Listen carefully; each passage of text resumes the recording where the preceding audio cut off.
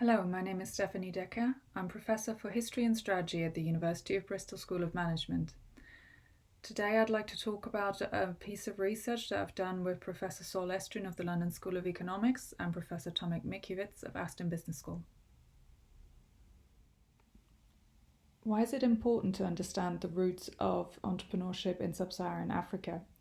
Well, this is a world region with very high levels of entrepreneurial activity, but there is often an assumption that this is really subsistence or survival entrepreneurship. This, however, is not always the case. Some countries in sub-Saharan Africa actually show relatively high levels of high-growth aspiration entrepreneurship, but there's clearly significant disparities between countries in the region, with some showing pretty significant levels of optimistic, high-growth aspiration entrepreneurs and others far less so. Our research question here is really to identify factors in the institutional environment that may influence this difference between different countries in sub-Saharan Africa. And secondly, we're interested in the particular configuration of these dimensions that are either conducive or not very conducive to high aspiration entrepreneurship. What does high aspiration entrepreneurship look like in sub-Saharan Africa? Not all countries in sub-Saharan Africa form part of the Global Entrepreneurship Monitor Survey. Those that do, we've represented here on this slide, and we looked at the question whether entrepreneurs are targeting to have more than 5 employees in the next 5 years.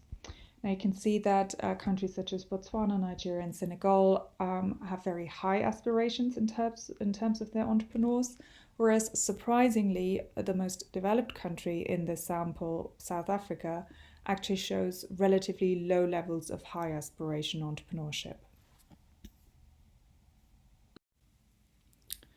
So what do we find in our paper?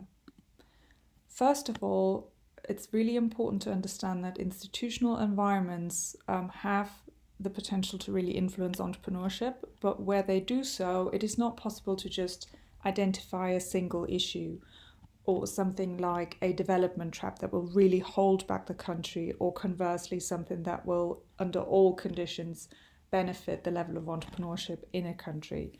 We really argue that this is a much more complex picture.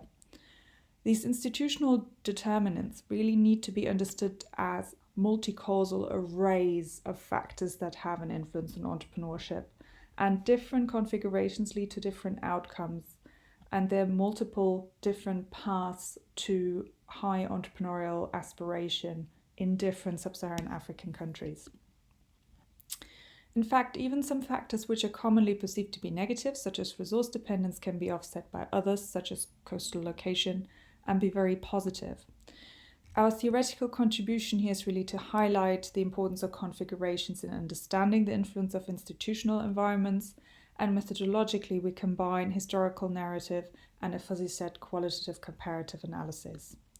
So in summary, we really believe that history is not destiny, and that the different dimensions that we're looking at in this paper are really helping us to understand the drivers of entrepreneurial growth, but we do not think they're exhaustive, and we believe that further dimensions probably need to be researched in the future.